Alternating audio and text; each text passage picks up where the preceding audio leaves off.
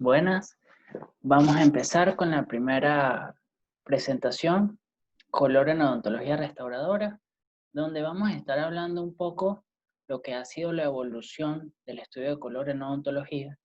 Luego vamos a hablar de lo que es la ciencia del color como tal.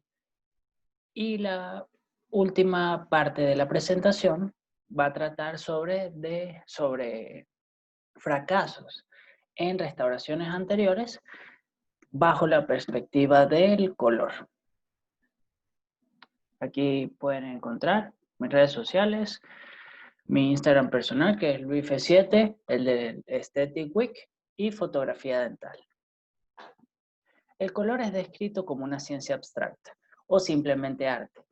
Y ese es el primer pensamiento que nos viene a la cabeza cuando nos llega la palabra color. Pero el color es una verdadera ciencia y su entendimiento depende de la educación, comprensión y entrenamiento del odontólogo. Y eso es lo que nosotros queremos con este curso.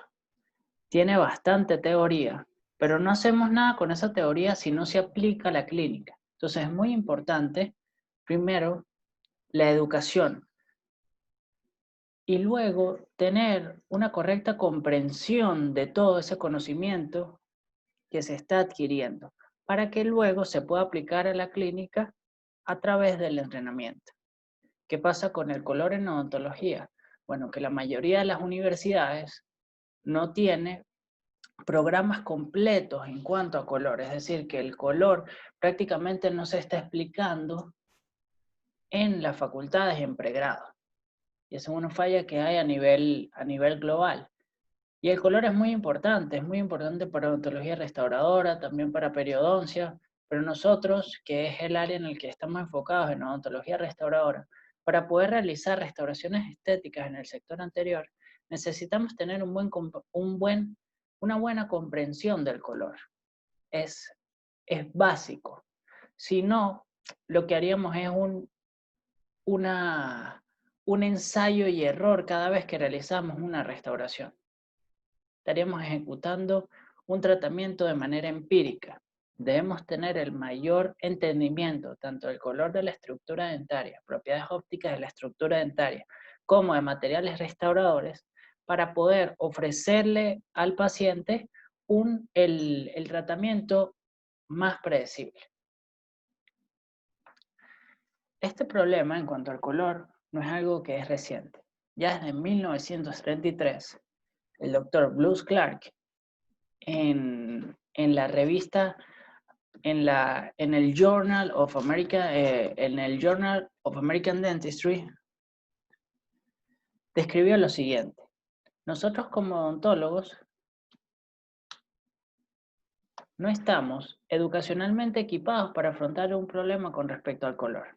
Es decir, no tenemos una buena educación en cuanto al color. Si no tenemos una buena educación en cuanto al color, no vamos a poder ser capaces de crear tecnología que nos ayude a complementar esa tarea en cuanto a la selección, reproducción del color en odontología. Esto fue descrito en la década de 1930 y no fue hasta 1970 cuando el doctor Robert Spru de El Paso, Texas, publicó en el Journal of Prosthetic Dentistry estos 3 artículos que son base en odontología restauradora. Y ya se empezó a dar un enfoque más científico al color. Él publicó lo siguiente: la tecnología del color no es un asunto simple que puede aprenderse sin estudio. Tampoco es un asunto complicado que va más allá de la comprensión de los odontólogos. ¿Qué quiere decir esto? Bueno, necesitamos aprender sobre color. Necesitamos estudiar, necesitamos comprender y necesitamos entrenarnos con respecto al color. Pero no es un asunto complicado que va más allá de nuestra comprensión, porque generalmente cuando se habla de color a odontólogos, de una vez llega a la cabeza un sentimiento de complejidad. Y no es así. Si es un asunto que necesita su estudio. Y que su estudio generalmente pues va más allá de lo que nosotros estamos acostumbrados. Tiene bastante de física, tiene bastante de química, incluso tiene de matemáticas. Pero tenemos que familiarizarnos con ellos porque no es que no somos incapaces de llegar a comprender el fenómeno. Luego, seguimos en la década de los 70 y Stephen Bergen, en su tesis de maestría en 1975 en NYU, publicó el primer programa de educación y entrenamiento en color en odontología, un avance bastante importante.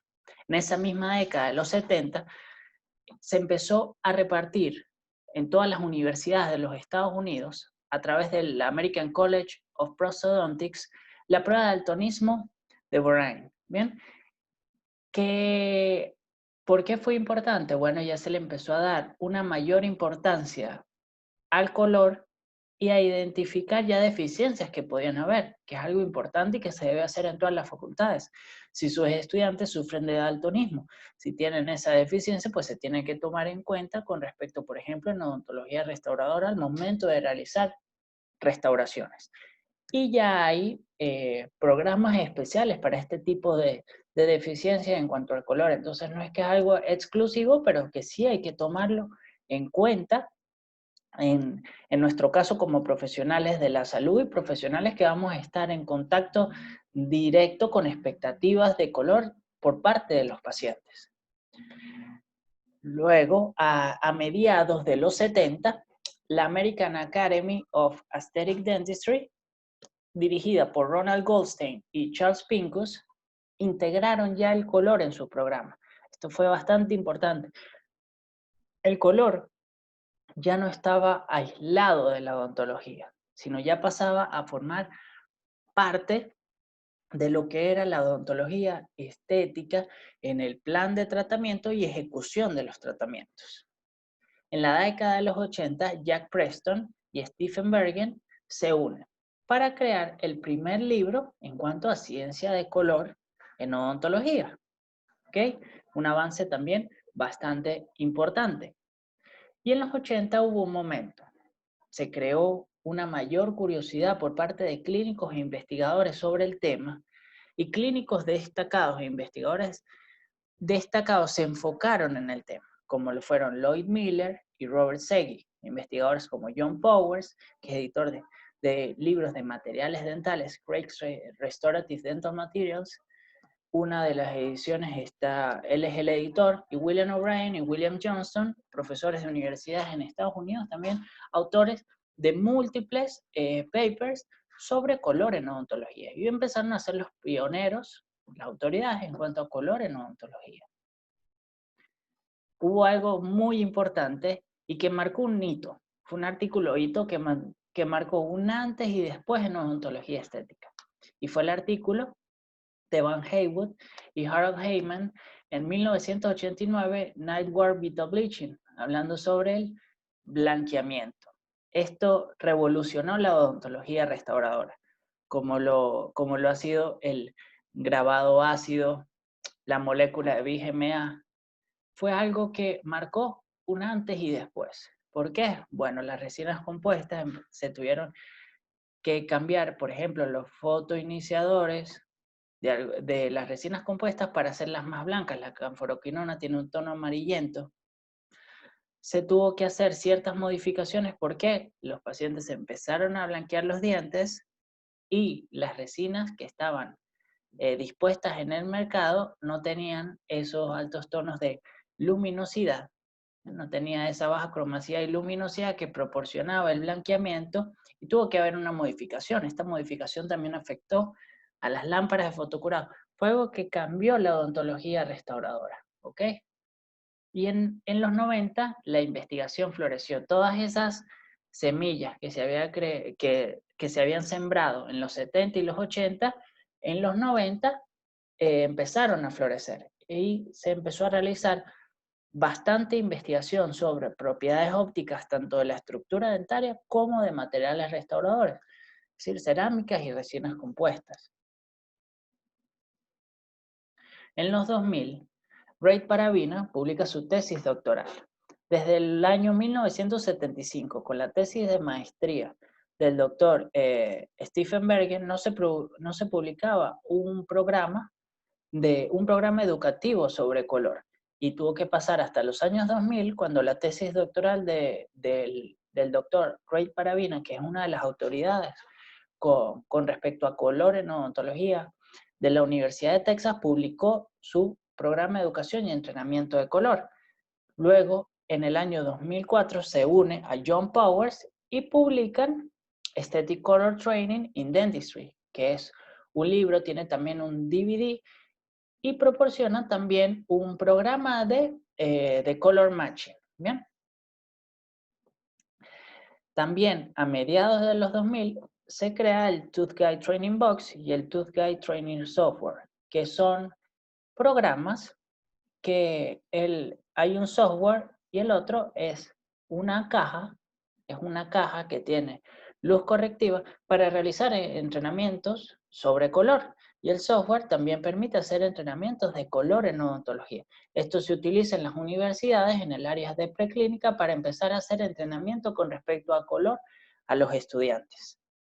En el 2004 se crea un subgrupo científico de color y apariencia del grupo de materiales dentales de la IADR y de la AADR, es decir, de la International Association of Dental Research y de la American Association of Dental Research. ¿Bien?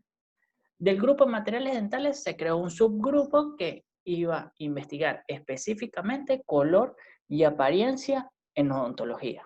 En el 2009 se crea la Sociedad de Color y Apariencia en Odontología, SCAT. Y SCAT crea el Dental Color Matcher, que es un programa de entrenamiento que está gratuito en la web. Es un programa más o menos de mediodía en el cual se puede hacer un entrenamiento. Hay una parte educativa y otra parte de entrenamiento sobre color en odontología. En la década del 2010, el SCAT, la Sociedad de Color y Apariencia en Odontología, empieza a tener una edición anual, un issue anual en el Journal of Dentistry desde el 2009 hasta el 2013. Un issue únicamente de artículos de color y apariencia en odontología. A partir de 2014 hasta el presente lo tiene el Journal of Aesthetic and Restorative Dentistry. Un issue al año que habla únicamente sobre color en odontología.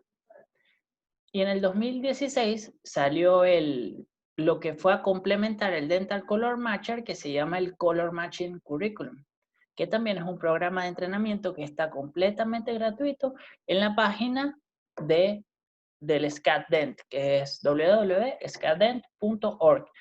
Pueden ingresar ahí para realizar los entrenamientos de este programa educativo, que se los recomiendo, es bastante bueno. También si alguno de ustedes es profesor, puede hacer un aula virtual y pueden invitar a sus alumnos para que hagan el programa y ustedes lo pueden evaluar. Es bastante completo. En el 2011 también la Organización de Estandarización Internacional, ISO, publicó un reporte técnico. El reporte técnico que era sobre guías de medición de color en odontología. Y es la norma ISO por la cual se guían la mayoría de investigaciones con respecto a color en odontología. La evolución de los artículos en Medline por año los vamos a ver por décadas. En 1970 empezaba a haber 28 artículos por año, a una evolución a los 80 de 64, 1990 de 110, entramos a los 2000 a 196, 2010 318 y tenemos en la actualidad más de 6.300 artículos publicados sobre color en odontología. En la evolución que ha tenido y sin embargo seguimos teniendo deficiencias en la actualidad. Aquí yo realicé una selección de libros y capítulos de libros que hablan sobre color en odontología que les puede ayudar si ustedes quieren complementar la información que yo les estoy brindando. Tenemos en Sturtevant's Art and Science of Operative Dentistry, está el capítulo 7, que es de Color and Shade Matching in Operative Dentistry, que está realizado por Josie Ontiveros y Ray Paravina, ambos grandes profesores de investigación en cuanto a color. Lo mismo el capítulo 4 de Color and Shade Matching de Ray Paravina en Summit, bastante bueno. Es un capítulo básico. Es un capítulo básico que habla de generalidades de color en odontología, simple, accesible, de fácil comprensión, se los recomiendo. También tenemos en el libro de Vesna Miletic, que es un libro únicamente de composite, excelente libro, excelente libro. Y en el capítulo 11, Dayana Oliveira, profesora brasileña, describe un poco de lo que es color específicamente en composite. Tenemos en el libro Invisible de August Bruguera y Sidney Quina. En este capítulo participa también Pablo Cano. Es un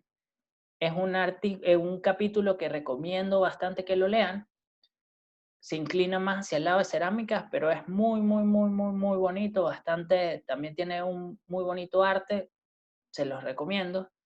Está el capítulo 4 de Irfan Ahmad, el capítulo 5 escrito por Stephen Chu, que también es una de las autoridades en cuanto a color y autor de varios libros. Él escribe el capítulo de puro color en el libro de Galip Gurel de laminados de porcelana. Y tenemos ya la parte básica en cuanto a propiedades ópticas que se describen en los capítulos 4 y capítulo 3 de Craig's Restorative Dental Materials. Es excelente. Son conceptos básicos necesarios para nosotros. Y en Phillips son un poco más densos, son lecturas más profundas, pero que son necesarias para la comprensión del fenómeno. Y estos son libros específicos. Tenemos Layers, que habla de estratificación, realizado por Jordi Manauta y Ana Salat. Es un libro de composite, libro que tiene un arte muy bonito, es un libro bastante clínico. Habla desde una perspectiva bastante clínica, es muy interactivo, te permite absorber bastante visualmente, tiene unas imágenes impecables. Y es un libro para las personas que realizan composite, fanáticos de composite. Es un libro que no tiene desperdicio porque te da demasiados tips clínicos desde la experiencia de los autores que tienen experiencia. Ellos van sobre todo inclinados hacia la filosofía de estilo italiano y es bastante bueno. Tenemos para mí son Biblias, que son los dos. Falta uno que fue el del 2004 que les hablé anteriormente. Son libros que están bajo el liderazgo de Stephen Chu. También participa Ray Paravina. Y son unas Biblias, son libros que son dedicados únicamente a color en odontología. Son muy buenos. La última versión es la de Color in Dentistry, a Clinical Guide to Predictable Aesthetics. Es muy bueno. El del 2010 es excelente. Si quieren saber más de color, esos son los dos libros. No son libros con una gran complejidad, son bastante accesibles para el lector, muy buenos. Y ya el broche de oro máximo nivel que fue publicado este año, Color and Appearance in Dentistry, por Álvaro de la Bona. Pues bueno, Álvaro de la Bona, autoridad máxima de materiales dentales, pero sí es un libro excelente, pero se necesita una mayor comprensión del fenómeno para llegar a atacarlo, porque en verdad es un libro que tiene un nivel de profundidad bastante alto. Y bueno, les recomiendo que tengan unas lecturas anteriores si les gusta el tema y quieren profundizar un poco, para irse al libro de Álvaro de la Bona. Tiene un grupo, la última década se enfocó bastante a estudiar color en odontología, tanto en cerámicas como en composite, y trabaja en conjunto con la Universidad de Granada. La Universidad de Granada participa tanto en la Facultad de Física, de Óptica, como en la Facultad de Odontología. Entonces, es otro nivel el tipo de investigación que ellos están realizando.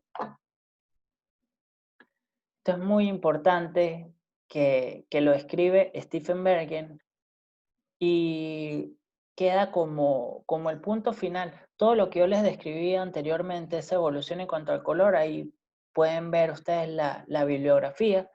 que está debajo de las diapositivas, que es un artículo editorial de Ray Paravina y Stephen Bergen.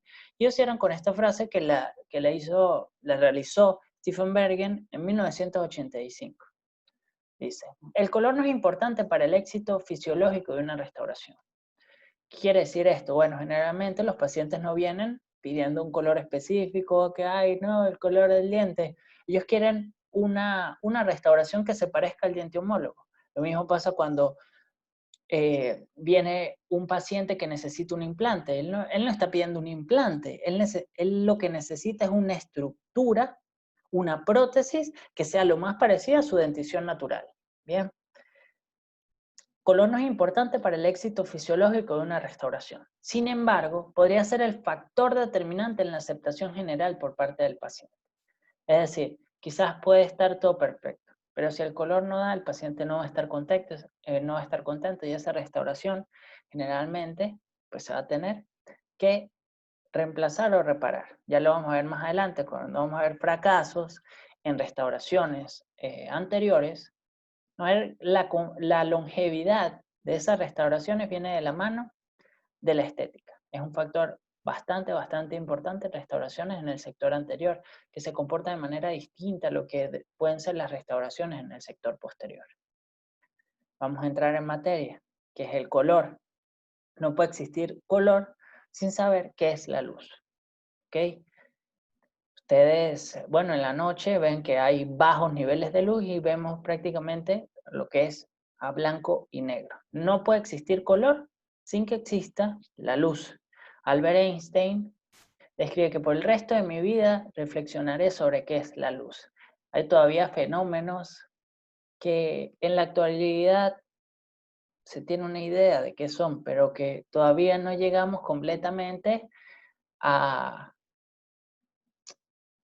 desenvolver todo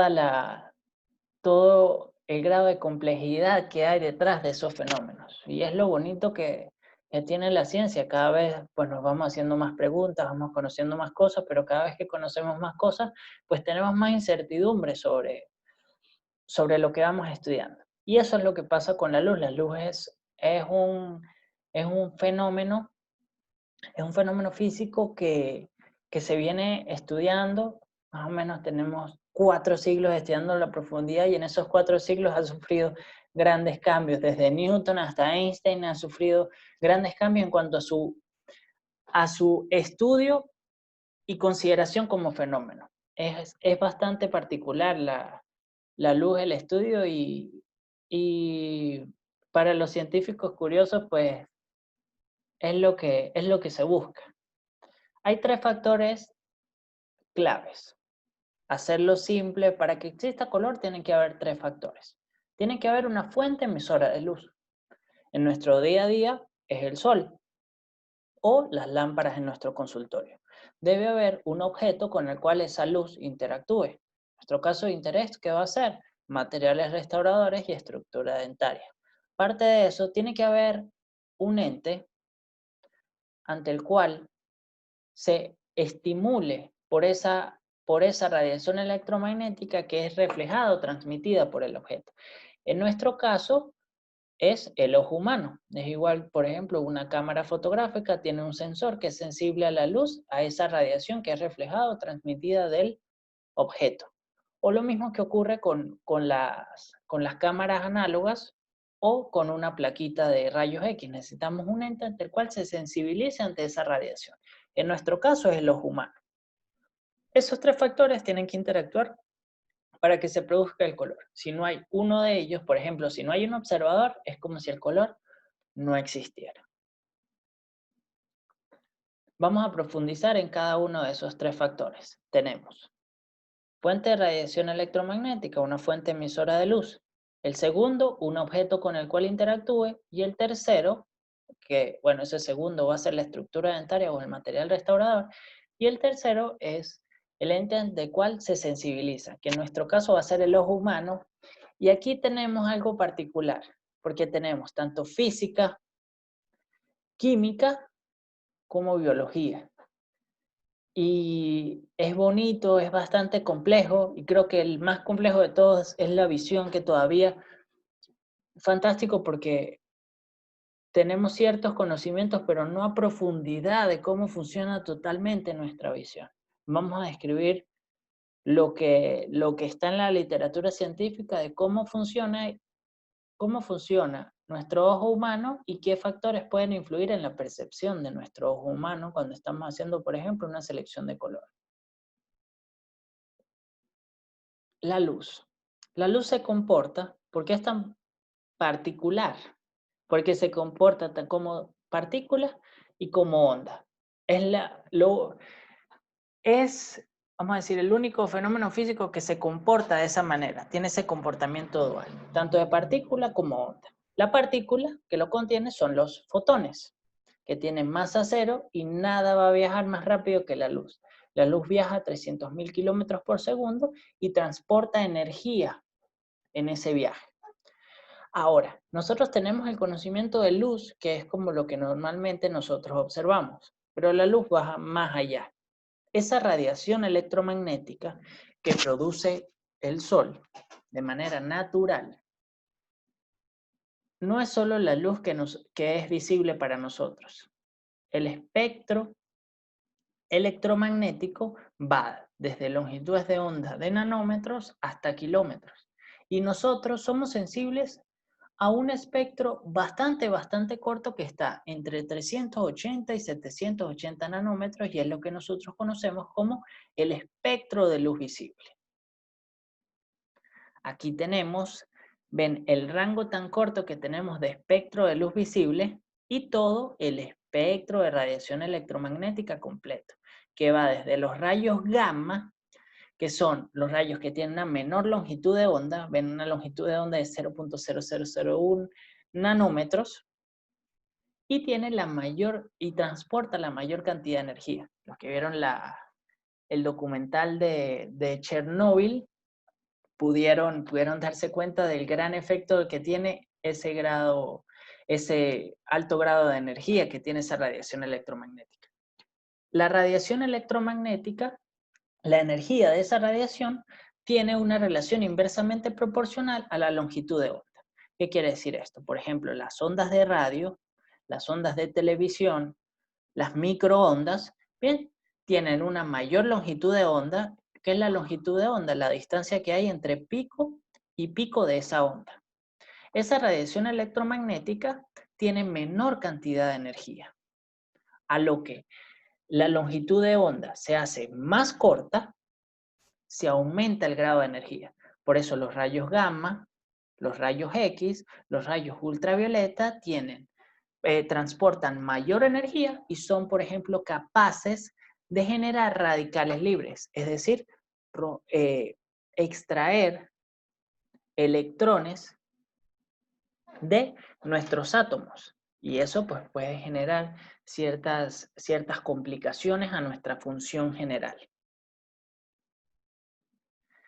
¿Qué es importante también saber? Tenemos nuestro espectro de luz visible por debajo, justo por debajo del violeta está el ultravioleta y por encima está el infrarrojo. Son los dos límites que tenemos de nuestro espectro de luz visible y a los cuales nosotros somos capaces, podemos sentirlos algunos como calor, otros como quemaduras. Por ejemplo, los rayos X no los sentimos, pero ejercen efecto en nuestro cuerpo, lo mismo que hacen los rayos gamma, pero no somos capaces de observarlo. Solo somos capaces de observar radiación electromagnética que va entre 380 y entre 780 y 380 nanómetros. Y es lo que tenemos nosotros como, lo que vemos como decir, colores. Tenemos desde el violeta hasta el rojo. ¿Qué son esos distintos colores como tal? Es interpretación que le da a nuestro cerebro las diferentes longitudes de onda que llegan a nuestra retina. Es decir, si llegan longitudes de onda de 400 nanómetros, son capaces de sensibilizar a nuestros conos y bastones las células especializadas en la retina y se genera un impulso nervioso que viaja hasta el lóbulo occipital de nuestro cerebro y ahí es donde se da la interpretación, estoy viendo violeta, estoy viendo índigo, estoy viendo verde, estoy viendo amarillo, estoy viendo anaranjado, estoy viendo rojo. Es una interpretación que le damos nosotros a ese estímulo físico que llega a nuestra retina. Ahora, ¿qué es importante en cuanto a las fuentes emisoras de luz? Y aquí es donde viene la temperatura del color y por qué es tan importante la temperatura del color en nuestro ambiente clínico. Porque hay ciertas fuentes de iluminación en las que predominan ciertas longitudes de onda. Por ejemplo, luces incandescentes, luces fluorescentes, pues tienen cierta temperatura de color. Se pueden ver, como ustedes ven aquí, amarillentas o azuladas. Y eso va a depender de la temperatura Kelvin que tenga esa fuente emisora de luz. Aquí. Aquí ustedes ven todo nuestro espectro de luz visible en el gráfico que está en la parte inferior de nuestra diapositiva. Ahora, ¿qué sería lo ideal para nosotros? La luz del sol debería ser lo más equilibrada posible en cuanto a las diferentes longitudes de onda para tener una luz que sea blanca, que contenga todos los colores posibles de nuestro espectro de radiación. Es decir, que se produzca, que esa fuente emisora de luz produzca la misma cantidad de violeta, de azul, de verde, amarillo, anaranjado, para tener una luz que sea balanceada y que al momento que esa radiación entre en interacción con un objeto, no perdamos la percepción correcta del mismo. No, ¿qué pasa? No tenemos ninguna fuente de iluminación artificial que nos proporcione la misma intensidad de las diferentes longitudes de onda. Entonces, ¿qué es importante? Bueno, tenemos que tener en cuenta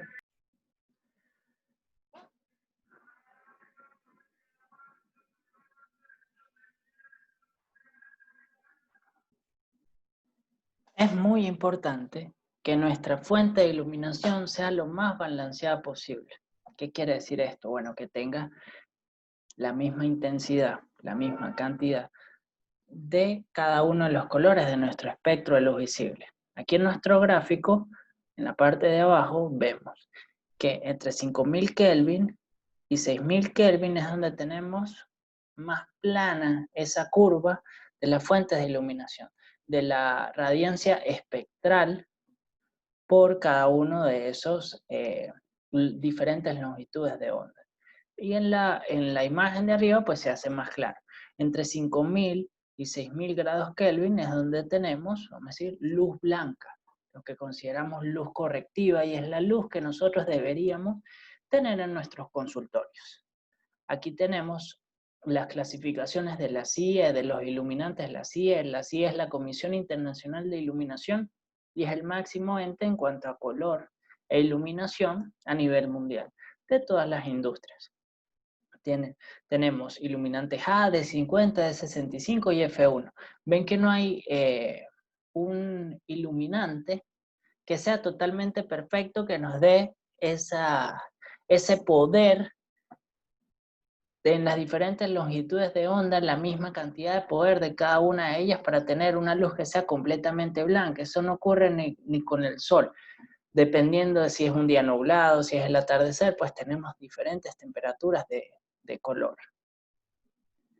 Aquí tenemos los recomendables. ¿Cuáles son los recomendables? De los iluminantes D, que va entre 5000 y 6500 grados Kelvin. Son clasificados como D50 y D65. ¿Qué es lo ideal? Que nuestra fuente de iluminación en nuestro consultorio esté más o menos en ese rango, entre 5500 y 6500 grados Kelvin.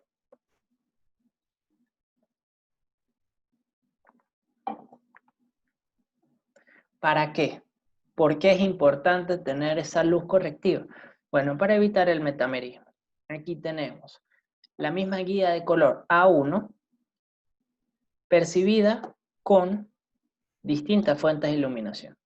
Aquí tenemos arriba luces entre 8700 Kelvin a 2700 Kelvin y ven la diferente percepción que produce al tener más o menos 5700 grados Kelvin. Tenemos una luz correctiva bien balanceada y ven cómo tenemos una percepción correcta de ese objeto. Porque ¿qué pasa? Si tenemos una fuente de iluminación de 2700 grados Kelvin, una luz incandescente, esas luces que son amarillas, anaranjadas, que producen tanto calor, sí, tenemos un match en la clínica. Esa persona sale en la luz del sol y las dos superficies se pueden ver distintas. O entra a un restaurante en el que hay otra fuente de iluminación y se va a ver distinta. ¿Qué es lo ideal? Bueno, hacer la selección de color bajo una fuente de luz correctiva. Ahora, la interacción de luz-objeto. El segundo factor importante, la interacción con el objeto. ¿De qué va a depender? De la transmisión de luz, de la absorción de luz y de la reflexión que haya de luz con... Va a depender si la luz es transmitida, absorbida, es decir, retenida en él o reflejada. ¿Qué es la transmisión? Son esos diferentes fotones, longitudes de onda, que son capaces de entrar en contacto con el objeto y pasar a través de él. ¿Dónde ocurre este fenómeno? En cuerpos que son translúcidos o cuerpos que son transparentes, como la estructura dentaria, que es una estructura que es translúcida. Es decir, esos distintos fotones pueden entrar en contacto con la superficie y pueden pasar a través de él. La absorción. Son esos diferentes fotones que entran en contacto con la superficie y se quedan inmensos en el cuerpo del objeto y que generalmente se perciben en forma de calor. ¿Okay? No son capaces de pasar a través de él, sino quedan absorbidos en su superficie. Y la reflexión son esos diferentes fotones que entran en contacto con la superficie y son reflejadas de ella, es decir, llegan a la superficie y rebotan. Y que a nosotros es lo que nos da la percepción del color, dependiendo de la reflexión y de la transmisión de los distintos fotones, es donde nosotros percibimos las diferentes longitudes de onda que representa ese objeto. Es decir, ustedes me ven aquí, vestido de azul. ¿Qué ocurre? Aquí yo arriba tengo unos bombillos de luz blanca de 5500 grados Kelvin. Esos diferentes fotones, esas diferentes longitudes de onda, bajan. Algunas son absorbidas, otras son reflejadas. ¿Cuáles son absorbidas? Todas, excepto las longitudes de onda cortas que me dan este tono azulado. Esas longitudes de onda llegan, chocan en la superficie y viajan al sensor también de la cámara, que luego ustedes lo ven, y es donde ustedes ven el color azul. Es decir, esta camisa absorbe todas las longitudes de onda, excepto las del azul, que son las que llegan a sensibilizar en nuestro ojo. Lo mismo pasa con el blanco. ¿Qué pasa con el blanco? Con esta pared blanca que está acá. Mi fuente emisora de luz emite fotones. Las diferentes longitudes de onda llegan a esta superficie, pero ninguna es absorbida. Todas son reflejadas y es por eso que nosotros observamos la pared como blanca. ¿Qué pasa con el negro? Pasa todo lo contrario. Todo queda absorbido, no hay ninguna longitud de onda que sea reflejada. Y por eso nosotros lo observamos como color negro. Ustedes ven en el verano europeo que todas las personas están vestidas de blanco. Están vestidas de blanco, ¿por qué? Para evitar calor. Esas diferentes longitudes de onda del sol radiante llegan a esa superficie y son reflejadas. ¿Qué pasa si se pone la franela negra? Bueno, esas longitudes de onda son absorbidas, eso se transforma en calor y por eso tener una pieza que sea de colores oscuros pues genera mayor calor que una prenda de ropa que sea de un color más claro, de un color que refleje mayor cantidad de luz. Vamos con la visión, que es el punto más complejo de todos. La percepción del color está dada por células especializadas en la retina, fotorreceptores, los conos y los bastones. Los conos son los responsables de nuestra visión cromática. ¿Qué es nuestra visión cromática? Nuestra visión a color. Los bastones son los responsables de nuestra visión acromática. Con los bastones simplemente vemos el grado de reflexión de luz del objeto, el grado de luminosidad de ese objeto. Es decir, si me refleja mayor o menor cantidad de luz, sin importar de qué color sea. Es como si estuviésemos viendo una televisión a blanco y negro, como ustedes ven esa imagen. Tenemos tres tipos de conos. azules, verdes y rojos. Aquí están nuestros diferentes tipos de conos. Ven que con los diferentes tipos de conos son capaces de sensibilizarse a todo nuestro espectro de luz visible, pero tienen picos. Esos picos en cuanto a su sensibilidad está dado por 3 diferentes longitudes de onda. Longitudes de onda cortas, azules, longitudes de onda media, verde, y longitudes de onda largas, rojo. En nuestra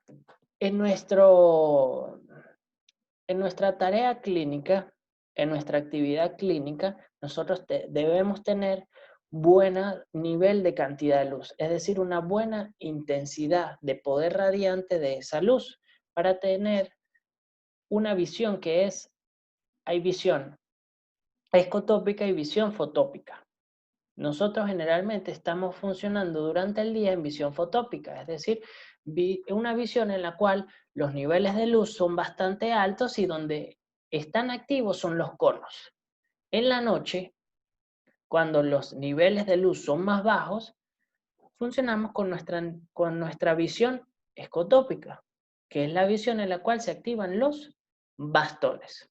En cuanto a sensibilidad de lo que es luminosidad o cromaticidad de las diferentes estructuras, nosotros somos más sensibles a cambios de luminosidad, es decir, a qué tan claro o qué tan oscuro es ese objeto, a diferencias de color en las estructuras dentarias, porque la diferencia en las estructuras dentarias no varían. Uno no ve un diente morado, anaranjado, rojo.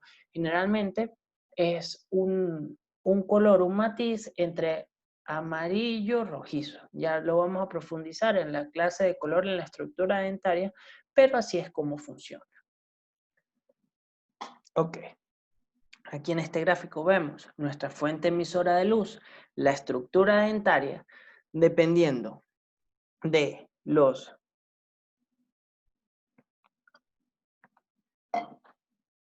fotones que son reflejados o transmitidos, van a llegar a nuestro ojo humano. Se va a generar un impulso nervioso que va a viajar hasta el lóbulo occipital, y de esa manera nosotros vamos a percibir el color como propiamente dicho. También hay una teoría de la visión de los colores opuestos. Esos colores opuestos, ¿qué quiere decir? Que si nosotros somos sensibles al verde, no somos sensibles al rojo. Y lo mismo pasa con el amarillo y el azul. Nosotros no vemos un objeto que sea azul amarillento, naturalmente, ni un color que sea verde rojizo. Vemos algo que sea amarillo anaranjado. El amarillo rojizo tenemos el anaranjado. Entre azul y verde tenemos turquesa, pero entre esos pares son pares opuestos, es decir, o vemos uno o vemos el otro. No somos capaces de ver esos dos matices simultáneamente y que hay una transición entre ellos. Ahora, ¿cómo se produce el color? El color se puede producir de dos maneras. Hay color luz, que es aditivo, y tenemos el color pigmento, que es sustractivo. Nosotros, al momento de hacer una restauración, trabajamos con color pigmento, es decir, color sustractivo. ¿Cómo es el color luz o aditivo? Bueno, es un color que proviene de una fuente de iluminación de luz. Es decir, si nosotros agarramos una linterna que nos produce verde, que nos produce azul y rojo, y unimos el foco de esas fuentes emisoras de luz, ¿qué vamos a ver? Blanco. Vamos a obtener una luz que es blanca. Es decir, hay una adición. Ponemos longitudes de onda cortas, longitudes de onda medias y longitudes de onda largas para producir blanco. Tenemos todo nuestro espectro de luz visible. Eso es el color aditivo luz. ¿Qué pasa ahora? Si yo tengo esta pared blanca y pinto con azul, pinto con rojo y pinto con amarillo. Cada vez que yo pinto con otro matiz, se me empieza a absorber más luz, más luz, más luz, y por eso es un modelo que es sustractivo. ¿Qué pasa? Cada vez que nosotros utilizamos, por ejemplo, si estamos realizando una restauración y agregamos tintes de cierta cromaticidad, le vamos a estar disminuyendo el valor el grado de luminosidad a esa restauración. ¿Por qué? Porque va a tener mayor absorción de luz y se va a reflejar menor cantidad de luz. Y lo mismo ocurre si utilizamos una masa de composite que es bastante cromática, vamos a estar disminuyendo el grado de luminosidad de esa superficie. Y de esa manera funcionan nuestros materiales restauradores, tanto cerámicos como composite. Las dimensiones del color. Las dimensiones del color fueron descritas por el pintor norteamericano Albert Henry Munsell. Y tenemos las tres dimensiones que normalmente nosotros conocemos, que es matiz, croma, luminosidad. Para odontología es necesario agregar una dimensión más de color que es bastante importante y es la translucidez.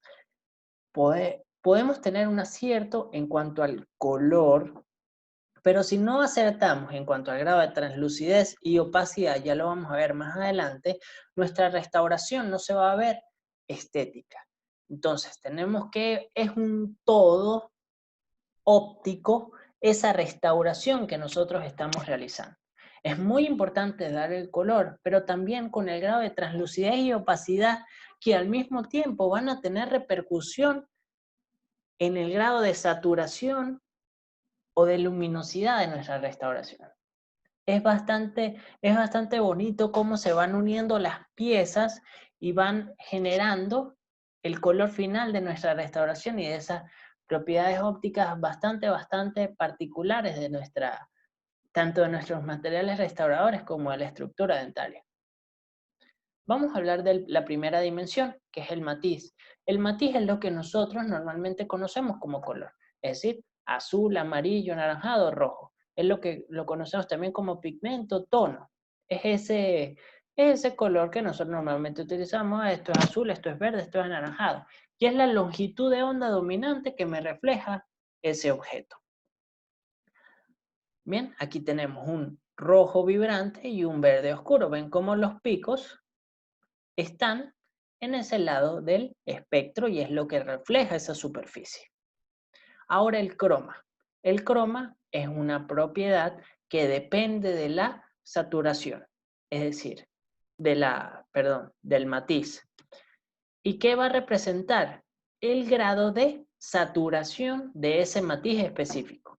Es decir, por ejemplo, en el caso que vemos aquí en el ejemplo, tenemos el color azul y ven cómo va desde un tono menos saturado a un tono más saturado. Es la intensidad de ese matiz específico. Y lo vemos nosotros en la estructura dentaria, vemos dientes que son menos cromáticos a dientes más cromáticos que tienen ese tono amarillento fuerte que generalmente está asociado a la edad del paciente. Aquí tenemos distintos cromas, ¿ven? Un rojo vibrante en el que el pico es bastante únicamente en ese lado del espectro, un rojo claro en el que hay también bastante reflexión de luz y hace un pico leve en el rojo. Entonces aquí tenemos diferentes tonos de rojos dependiendo de su grado de saturación o de intensidad o de croma. ¿Y qué va a repercutir? El croma repercute bastante también en el grado de luminosidad. Si tenemos un color que es más cromático, por ejemplo este rojo vibrante, va a tener menor luminosidad que este rojo claro. ¿Por qué? Ven la cantidad, se refleja mayor cantidad de luz de todo el espectro y se hace un leve pico en el rojo. En cambio, en este rojo vibrante, casi no hay reflexión de luz del espectro y el grado de reflexión está dado solo por ese rojo vibrante. ¿Y qué me quiere decir esto? Que el resto de estas longitudes de onda son absorbidas y no son reflejadas, disminuyéndome el grado de reflexión de luz total. Eso es algo bien importante que tenemos que tomar en cuenta y lo vamos a repasar cuando veamos color en composite. La luminosidad o valor, la dimensión del color más importante, la que primero tenemos que tomar en cuenta y es la relativa claridad u oscuridad. ¿Bien? De ese matiz. Es una propiedad del color que es acromática. El croma depende del matiz. La luminosidad no depende del matiz. Y es la cantidad de luz que me refleja ese objeto. Es decir, nosotros vemos un objeto más claro porque refleja mayor cantidad de luz. Un objeto más oscuro porque refleja menor cantidad de luz. Y por ejemplo, en el momento de una restauración, ¿en qué va a estar asociado? Bueno, en el grado de cromaticidad y de luminosidad que me refleja esa estructura. Las dos están asociadas. Nosotros no vemos el color de manera separada, es decir, no, voy a programar mi cerebro para visualizar únicamente el matiz, luego el cromo y luego la luminosidad. No, es un todo que repercute. Entonces, el croma y la luminosidad y la translucidez van a repercutir en el todo de esa restauración y en el grado de claridad u oscuridad que ella me proporcione. Bien, esto es luminosidad. Lo vamos a ver también al momento de selección de color, cómo podemos nosotros ayudarnos de técnicas y de equipos para poder, por ejemplo, hacer una selección de color. ¿Cómo lo podemos hacer? Bueno, podemos programar nuestra cámara fotográfica en modo monocromático y ahí sí puedo hacer una selección de color únicamente en cuanto a luminosidad. Aquí tenemos, bueno, un gris oscuro y un gris claro. El gris, ven que es bastante balanceado, donde no hay un color predominante y que va a depender uno del otro, simplemente el grado de reflexión de luz de las diferentes longitudes, donde aquí hay una mayor grado de reflexión, aquí hay un menor grado de reflexión. Por eso uno se ve más claro y el otro se ve más oscuro. Aquí vemos diferencias en cuanto al valor. En esta era una corona sobre implantes cerámica, ven, y aquí simplemente se jugó con la exposición de la fotografía para ver las diferencias en cuanto a luminosidad. Aquí está, esta es la guía Vita Clásico, y ven, tenemos A1, que es la de mayor luminosidad, y A4, que es la de menor luminosidad. Esta guía van en sentidos contrarios, tanto la luminosidad como el croma, es decir, A1 es la que tiene el mayor grado de luminosidad y menor croma, y A4 es la que tiene la menor luminosidad y mayor croma. Y lo mismo pasa con los otros diferentes matices, con el B, con el C. Aquí ven, con el A1 tenemos mayor luminosidad, menor luminosidad. Menor croma, mayor croma. La translucidez, el fenómeno en el cual la luz es transmitida en mayor grado de lo que es reflejada y absorbida. Es bastante importante evaluar el grado de translucidez que tiene nuestra estructura dentaria y conocer cómo es el grado de translucidez de nuestro material restaurador. La translucidez tiene una correlación alta con el grado de luminosidad del objeto. Es decir, mientras más opaco sea, mayor cantidad de luz va a ser capaz de reflejarme. Aquí tenemos diferentes masas de composite. Tenemos composite transparentes, composite que son translúcidos y composites opacos. Aquí tenemos una estructura que es totalmente transparente, es decir, que no sufre. Aquí tenemos un cuerpo que es totalmente transparente, como los vidrios que normalmente nosotros tenemos en nuestras ventanas. ¿Qué pasa ahí? Los fotones no sufren ningún tipo de alteración en su viaje. Es un viaje que no tiene cambio de direcciones, ni hay reflexión, ni absorción, ellos siguen su mismo camino. Y lo que nosotros vemos detrás de ese cuerpo translúcido, lo vemos con la total nitidez, como si lo estuviésemos viendo por delante de ese cuerpo. ¿Okay? No sufre ningún tipo de alteración. Con un cuerpo que es un cuerpo transparente, con un cuerpo translúcido, ya hay un cambio en la dirección de esos fotones y va a repercutir también el grado de absorción que tenga ese cuerpo translúcido. Si es un cuerpo translúcido que es cromático o un cuerpo translúcido que es acromático. ¿Qué pasa? Yo veo lo que está detrás de esa superficie. De este cuerpo translúcido, lo que está por detrás se va a lograr observar, pero no con el grado de nitidez como si fuese un cuerpo transparente. Es decir, los fotones que van a atravesar esa superficie van a sufrir un cambio de dirección. Entonces, se logra ver lo que está detrás, pero no se logra ver con la total nitidez. En un cuerpo opaco hay una total absorción y reflexión por parte de ese cuerpo. Es decir, lo que está por detrás no se va a lograr observar. Entonces tenemos cuerpos que son transparentes, cuerpos que son translúcidos y cuerpos opacos. Y eso va a depender de su estructura molecular. Y en los cuerpos translúcidos, como lo es la estructura dentaria, va a depender la percepción de lo que nosotros tengamos detrás, de si es un cuerpo translúcido cromático o acromático. En esto de qué les hablo específicamente, con los esmaltes. Por ejemplo, si es un esmalte cromático o un esmalte acromático, pues va a cambiar la percepción de cómo se va a ver nuestra dentina en la estratificación. La percepción del color entonces va a estar dada por la estructura molecular y densidad del objeto o medio. Eso también se puede asociar, por ejemplo, con una estructura cristalina o una estructura amorfa, con las cerámicas.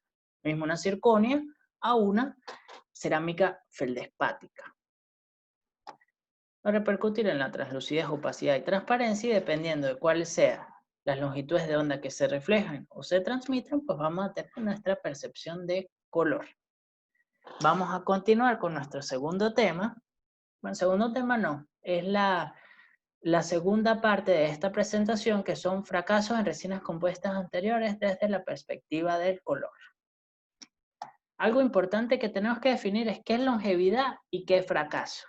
La longevidad es el periodo durante el cual una restauración es considerada funcional, biológica y estéticamente satisfactoria. Se tienen que juntar esos tres factores para decir que esa resina tiene una longevidad. Es decir, va a seguir funcionando en el tiempo. Fracaso, momento en el cual una restauración deja de ser considerada funcional, biológica y estéticamente satisfactoria y ya justifica una intervención por parte del clínico, que esa intervención puede ser reparación o reemplazo.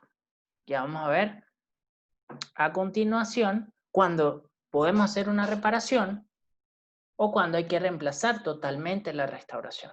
¿Qué es lo que queremos ser? Queremos ser lo más conservadores posibles y tenemos que tener también una buena detección con esas restauraciones. Estas son las revisiones en cuanto a resinas compuestas anteriores de longevidad. Tenemos dos en el 2015, el grupo de la Universidad de Pelotas y universidades en Países Bajos, liderados por el doctor Nick Obdan y el doctor Flavio De Marco, y otra revisión de Heinze, Russon y Hickel, de Alemania, Liechtenstein y Suiza. Estos son dos grupos que hacen, hacen investigaciones de longevidad anteriores y posteriores en materiales directos.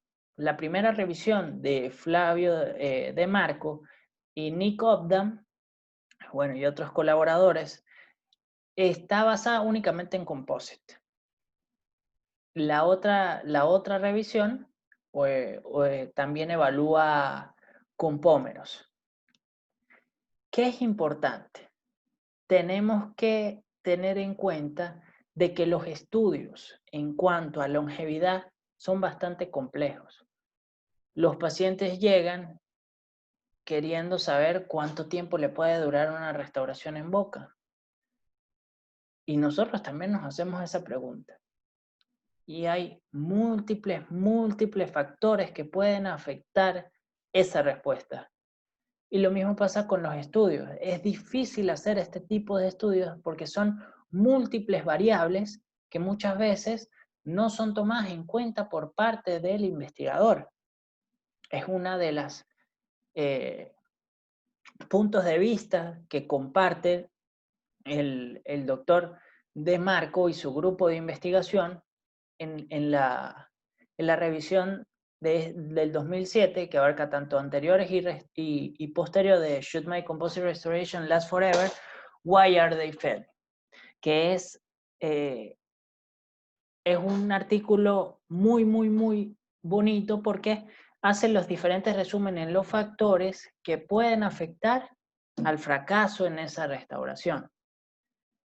Y tanto los factores como los fracasos principales, que también se describen en las otras revisiones. Es muy difícil hacer los metaanálisis porque no todas las metodologías en las investigaciones son las mismas y que dan ellos a cuál es el punto de vista de ellos en cuanto a la parte de investigación, que tampoco se están evaluando todas las variables que pueden afectar esa longevidad de la restauración. ¿Qué puede afectar también la longevidad de la restauración? Que muchas veces no se toma en cuenta. También los hábitos que tenga ese paciente, si es un paciente que es bruxista, la edad del paciente, todos esos factores se tienen que tomar en cuenta al momento de nosotros, yo lo coloqué en mi post de Instagram, que la longevidad de la restauración empieza desde el plan de tratamiento. Es un factor que es clave.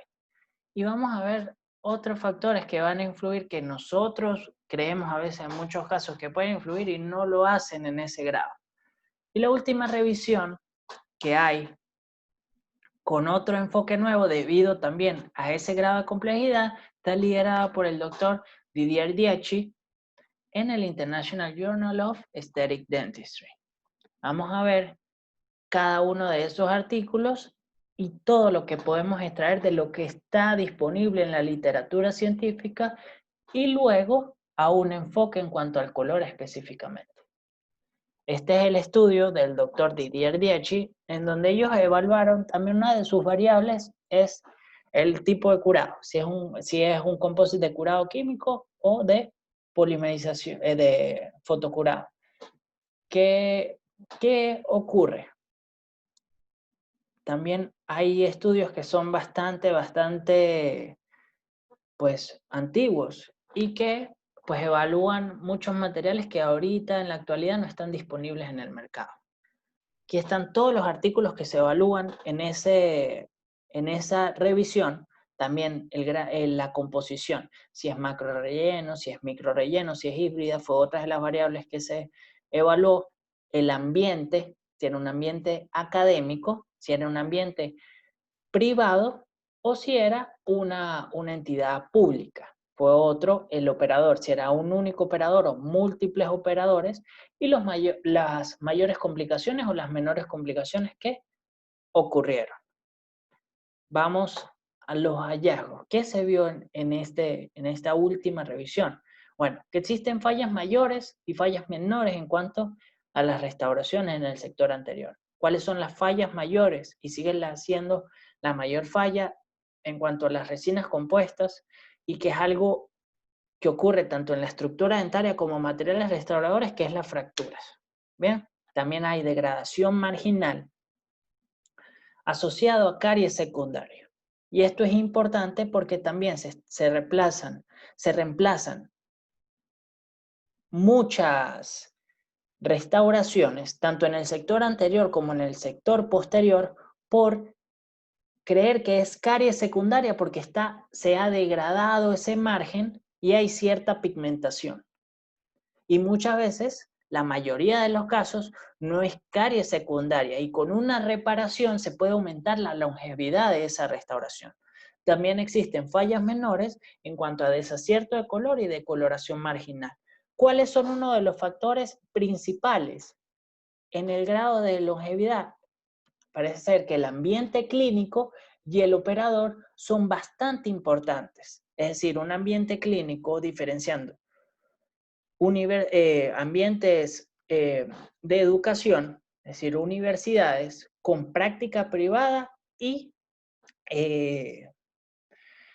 entidades de carácter público. ¿Ok? Y el operador también es un factor importante. Un operador en un ambiente privado, ¿qué pasa? Pues tiene un ambiente de trabajo con unas mejores condiciones, los pacientes llegan con otras expectativas, con otro cuidado, y generalmente pues son restauraciones en las que tienen una mayor longevidad. Parece estar asociado más que otros factores al ambiente clínico y al operador. Ya lo vamos a ver de manera general.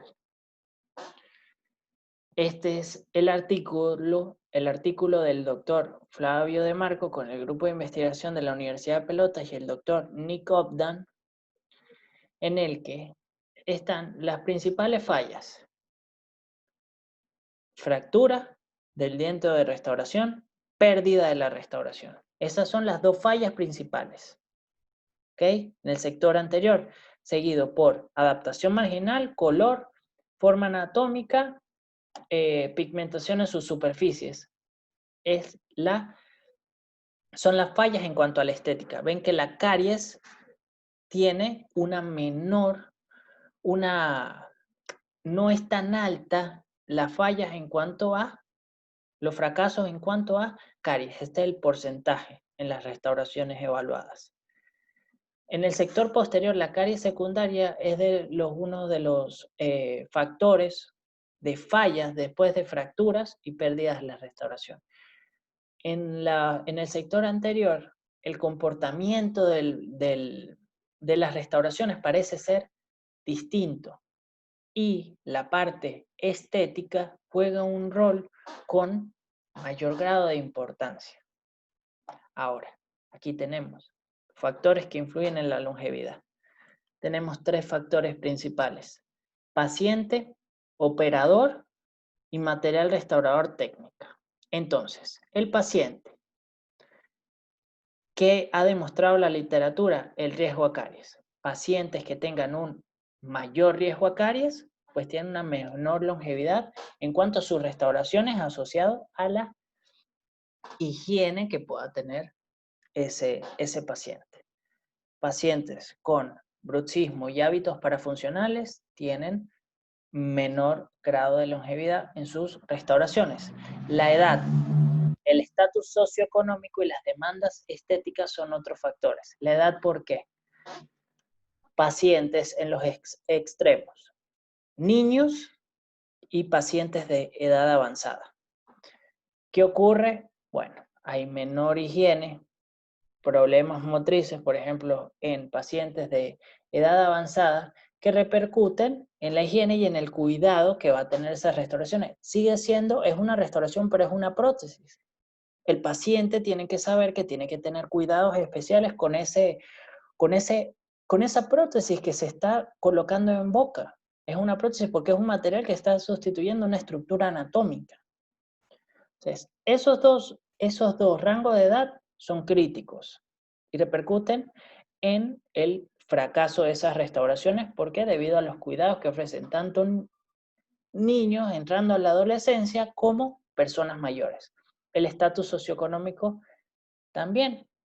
Generalmente hay una mayor grado de fallas con los menores estatus socioeconómico. Mayor también riesgo a caries asociado y es un factor también determinante. Y las demandas estéticas. Pacientes que también exigen una demanda estética bastante alta lleva a un mayor reemplazo de restauraciones en el sector anterior. El operador influye, el nivel de entrenamiento, el tipo de práctica, que como se describe en el artículo del Dr. Dietschi, parece ser un factor importante si es una práctica privada, si es una práctica pública o si es un ambiente de educación. Y la toma de decisiones es muy importante es muy importante por el operador. ¿Por qué? El composite, las restauraciones tienen una degradación natural en boca que es natural como pasa con la estructura dentaria. Nada dura para siempre y tiene una degradación constante en el día a día.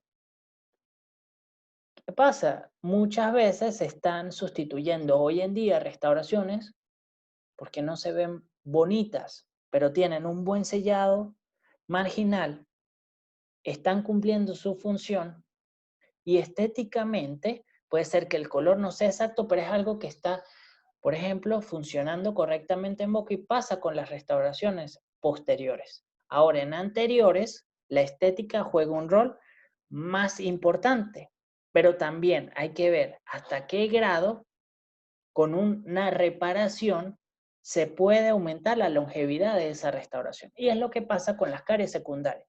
Realmente una pigmentación que está alrededor de los márgenes de esa restauración se está diagnosticando como si fuese una caries secundaria. Y la caries secundaria tiene el mismo comportamiento que una caries en su estadio como una caries primaria, ¿ven? Una caries normal tiene el mismo comportamiento de ese grado de opacidad, de porosidad en su superficie. Porque esa restauración esté pigmentada a su alrededor, no quiere decir que tenga una caries secundaria. ¿Qué pasa? Hay veces que generalmente con una reparación en los bordes de esa superficie es el tratamiento suficiente para que esa restauración siga funcionando en boca por unos años más. Entonces es bastante importante el criterio, la toma de decisiones del clínico, que tiene que evaluar correctamente esa restauración. Y pasa mucho, no, la restauración no se ve bonita, hay que quitarla. Y no necesariamente tiene que ser así. Ahora, material restaurador. Parece ser que el material restaurador no es una causa de fracaso en las restauraciones. El avance que ha habido en cuanto a ciencia de materiales hace que los materiales, el tipo de material que estemos utilizando no influye en la longevidad de la restauración en todas estas revisiones. ¿No? Hace poco hice un post en Instagram con estas restauraciones anteriores, etiqueté al doctor De Marco y el doctor De Marco me respondió y respondió exactamente eso, que parece ser que otros factores como operador y paciente tienen mayor grado de importancia que el material restaurador que estemos utilizando. En cuanto a composite. En cuanto a bisel, no bisel, no hay diferencia entre biselar y no biselar.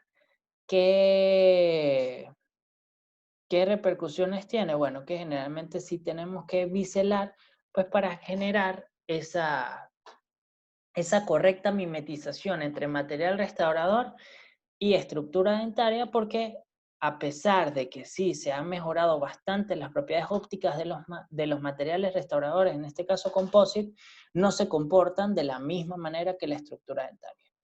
Y no se puede utilizar a los mismos espesores, entonces generalmente es necesario hacer ese bisel infinito para generar esa transición armónica entre material restaurador y estructura dentaria. El aislamiento en el sector anterior tampoco parece ser una variable entre aislar y no aislar. Ojo, es necesario, si se hace un aislamiento relativo, que sea un aislamiento relativo correcto. Es muy importante para la adhesión, para la polimerización, que esté correctamente aislado esa estructura dentaria donde se va a hacer la restauración. Que el aislamiento no parece ser un factor, pero en las investigaciones de aislamiento relativo es un aislamiento relativo que está proporcionando un buen trabajo clínico. ¿Bien? Fallas, ¿cuáles son las fallas que están ocurriendo con nuestros compósitos anteriores? Las fallas mayores son pérdida de restauraciones, ¿bien? Por fallas adhesivas, fracturas, complicaciones periodontales son fallas mayores, complicaciones pulpares, caries secundarias y alteraciones en márgenes, formas y acierto del color. Todo esto son fallas mayores que generalmente necesitan una intervención, que esa intervención generalmente es un reemplazo. Hay que reemplazar totalmente la restauración. Las fallas menores, ¿cuáles pueden ser? Fracturas parciales pequeñas y cualidades estéticas reducidas, es decir, pequeñas pigmentaciones en los márgenes, un desacierto en el color que no venga desde la dentina se puede resolver por medio de una reparación. Ahora, en cuanto a la estética, que tiene bastante importancia en el sector anterior, tenemos que tener en cuenta nosotros desde todo nuestro lado de investigación científica con la práctica clínica que venimos desarrollando, hicimos esta clasificación junto al doctor Robert. Se clasificaron las fallas de color en inmediatas, mediatas y tardías. Las inmediatas, ¿cuáles son? Es un color desacertado, se hizo la estratificación y ya desde el momento en que se hizo la estratificación hay una diferencia de color que es bastante obvia, que sea, uno ve las dos estructuras y se ven bastante diferentes. ¿Cuál fue la causa de esa falla? En la selección de color. ¿Qué intervención necesita? Un reemplazo. A juro hay que reemplazar esa restauración, porque en la estratificación desde la dentina hasta el esmalte no hubo una correcta selección. Las mediatas, viene con un color desacertado después de una rehidratación.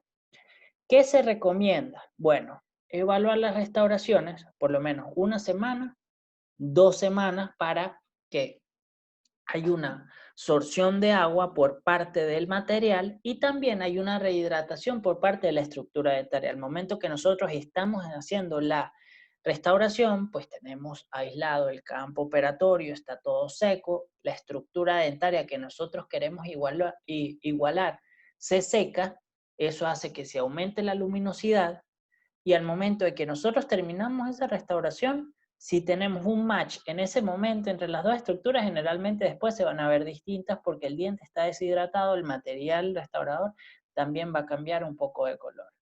Entonces, si tenemos una diferencia que no es tan obvia como en la inmediata, esperamos esas 2 semanas. Volvemos a evaluar.